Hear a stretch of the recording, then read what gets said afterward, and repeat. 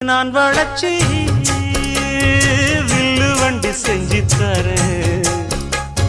வண்டியில வஞ்சி வந்தா வள்ளச்சி கட்டி கொஞ்சம் வர